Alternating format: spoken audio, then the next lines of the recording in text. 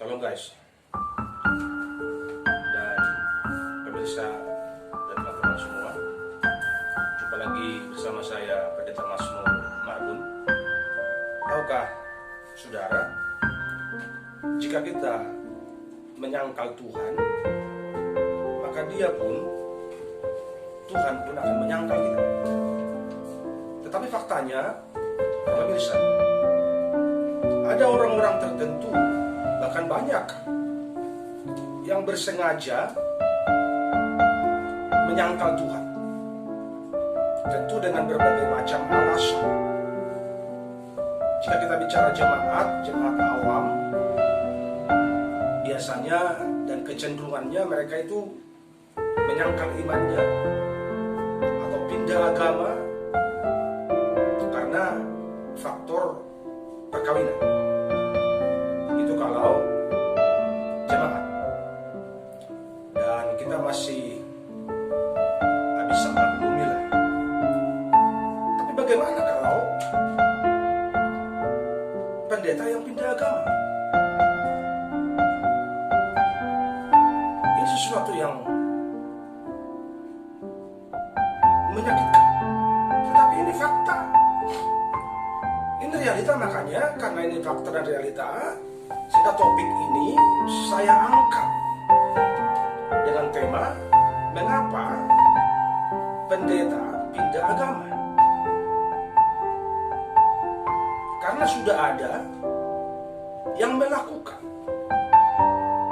dan tentu mereka punya berbagai macam argumen-argumen, dan itu yang akan kita bahas. Supaya apa? Supaya jemaat dapat pencerahan, dapat pengajaran yang benar. Karena sangat berbahaya jika jemaat bilang begini, dia aja pendeta pindah agama, apalagi saya jemaat. Kalau sudah jemaat bicara begitu, rusaklah tatanan kekristenan. Karena itu perlu dikembalikan kepada koridor yang benar. Bahwa jika ada orang yang menyimpang, yang pindah, bahasa kerennya murtad, itu adalah faktor pribadi. Tidak ada hubungannya dengan organisasi atau dengan yang lain. Itu murni karena kemauan pribadinya untuk pindah. Tentu dengan berbagai macam alasan. Apa alasannya? Mengapa pendeta pindah agama? Yang pertama, alasannya karena gagal. Dia mengalami banyak sekali kegagalan di kekristenan, di dalam pelayanan. Dia membangun jemaat, membangun pelayanan, apalagi kalau skopnya perkotaan. Kita harus menyewa ruko dengan modal yang tinggi, dan itu membutuhkan perjuangan. Dan kalau tidak berhasil, tentu akan menyakitkan. Dan sudah buka tutup, berjuang lagi buka tutup, bahkan mungkin pinjam uang sana sini dengan alasan pelayanan, tetapi ternyata stop, tidak ada kemajuan, utang banyak, dan hasil tidak memadai, membuat frustrasi tentunya. Dan harusnya kalau kita gagal, kita harus bangkit lagi, mulai lagi. Itu kalau yang benar. Tapi banyak orang yang gagal itu, dia mencari jalan pintas. Dia mau lari dari kenyataan. Utangku banyak sama si A, sama si B, sama si C. Aku lari aja lah, aku mau pindah keyakinan lah. Dia pikir itu solusi. Padahal itu bukan solusi. Persoalan itu harus dihadapi. Masalah itu harus diselesaikan secara baik. Saudara tentu masih ingat beberapa waktu lalu hamba Tuhan pendeta yang satu ini, dia terakhir khotbah di tempat kami, di gereja kita, sebelum dia pindah. Ini satu fakta yang pahit, tapi ini realita. Kenapa begitu? Karena mengalami kegagalan dan membuat dia pusing, gak tahu lagi mau bikin apa, gak tahu lagi solusi dari mana, karena mengandalkan logika tentunya. Sehingga aku mau cari jalan pintas lah. Dia mau lari dari tanggung jawab, dia pindah ke seberang. Ada orang-orang yang seperti itu. Alasan yang kedua, sensasi. Dia pindah karena pengen membuat satu sensasi. Tujuannya untuk mendongkrak pamornya, supaya dia cepat dikenal. Karena waktu dia di kekristenan, dia orang-orang yang tidak bisa bersaing. Sehingga dia pikir kalau aku ke seberang, di sana aku akan dipuji, akan digandrungi, aku akan diundang sana sini, sehingga aku akan naik. Jadi orang-orang yang mencari sensasi ini, dia nggak berpikir caranya benar, apa salah. Yang penting tujuan tercapai. Ada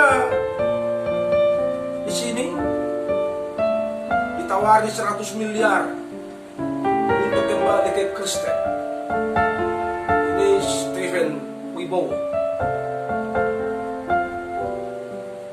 Ini contoh orang yang bersensasi. Siapa yang mau menawari orang macam ini 100 miliar untuk kembali ke Kristen? Dia mau kembali dan tidak kembali, kita nggak rugi. Dia mau kembali ke Kristen, puji Tuhan, dan kembali juga puji Tuhan. Karena pilihan itu masing-masing. Gitu kan? Tapi kalau orang-orang yang macam begini, yang omong doang, memang lebih baik dia di seberang sana. Tapi apa yang ditulis ini tentu cukup menggemparkan.